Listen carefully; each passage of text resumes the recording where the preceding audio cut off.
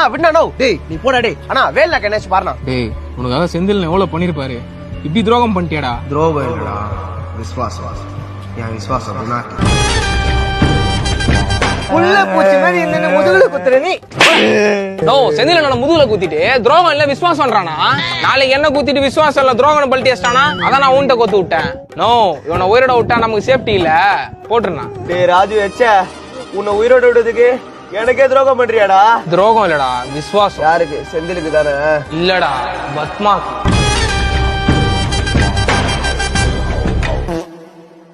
சண்டை செய்யறதுன்னு முடிவு வச்சுனா அவனால என் மயிரை கூட போட முடியாது. எப்படின்னா நாளைக்கு தான் திருப்பதி மொட்டடிக்கு போறேன். அப்புறம் நானே நினைச்சாலும் போட முடியாது. நோ பொருள் பிடிக்க தெரிஞ்சவெல்லாம் ஊருல தௌலத்தா சுத்ததான் பாக்குறான். எதுவுமே தெரியாத வேலைக்காரன் எல்லாமே வேணும்னு கேக்குறத இப்பதான் லைஃப்ல ஃபர்ஸ்ட் டைமா பாக்குறேன்.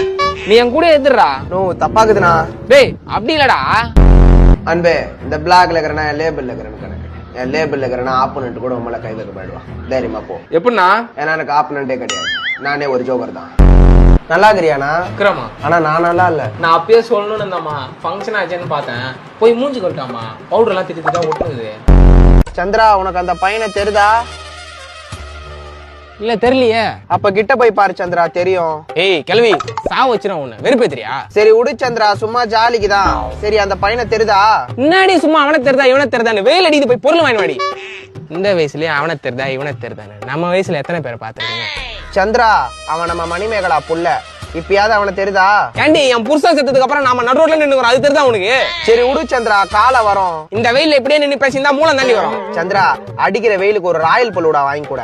ஆண்டி நான் சொல்லினே இருக்கிறேன். ஐயோ விடு சந்திரா, கொலை தனியா குடிச்சுக்கிறேன். நோ இல்லதான் அவனை போடுங்கண்ணா, நாங்க கூட இருக்கோம். வரவன் பொருள் எடுத்து அவனை போனான்டா, இதெல்லாம் நீங்களே வச்சுக்கோங்க. நான் வரவன் பொருள் எத்தனை வராம வீல் சேர் எத்தனை தானா அதுல உட்காந்துக்கிறேன். உன் கதை தெரிஞ்சுதான் நான் கையில பொருள் குத்தேன். புடிங்க மாதிரி போறாரு, இப்படி முதுகுல குத்து வாங்கறதுக்கடா முந்தின்னு போனேன். அக்காட்ட சொல்லி அசிங்க பத்துவா. ஒரு நல்ல ஷாட்னா காயின் இருந்த இடத்துல ஸ்ட்ரைக்கர் இருக்கணும், காயின் பாக்கெட்டுல இருக்கணும். எது ஏன் பாக்கெட்லயா?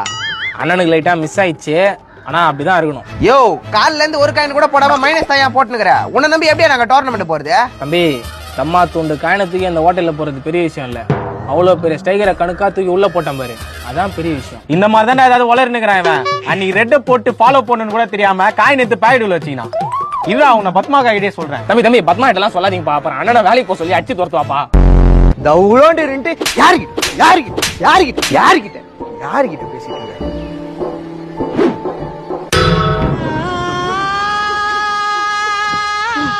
கையில கால அடிக்க வேண்டியதானையா?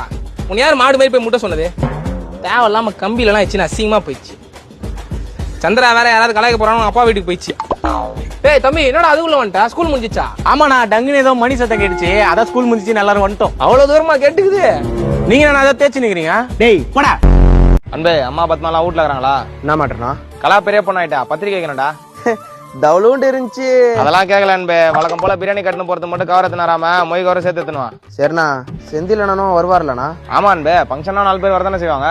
4 பேர் வந்தா அது பேரு ஃபங்க்ஷன் இல்லண்ணா, ட்ரீட். என்ன அன்பே ஜோக்கெல்லாம் பண்ற, பயம் விட்டுச்சு போல. இல்ல நான் வந்தா ஏதோ பிரச்சனை ஆயிடுது இல்லண்ணா.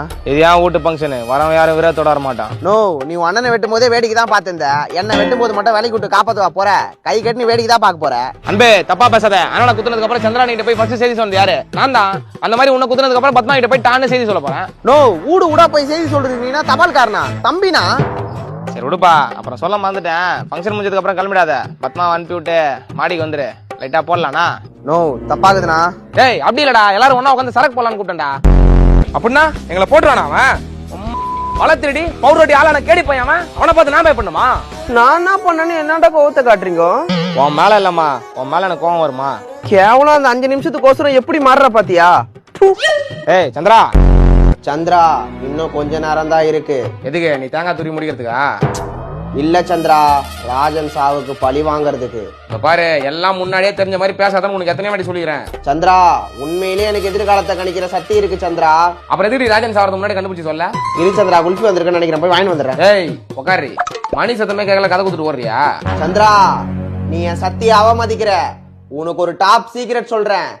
அரசன் ஒருத்த வருவான், தூக்கி போட்டு எல்லாரையும் சொருவான். அப்புறம் சாயங்காலம் ஒரு ராயல் பலோட வாங்கி கொடுக்குறேன்னு சொல்லு, மீதி கதையை சொல்றேன். ராயல் பலோட வாங்கி தரதுதான் கதை சொல்லுறியா நீ? மூட்டு தேங்காய் துருடி. இந்த மாதிரி தொடர்ந்து காமெடி வீடியோ பார்க்க நம்ம வேட் அண்ட் ஸ்மைல் சேனலை சப்ஸ்கிரைப் பண்ணிக்கோ.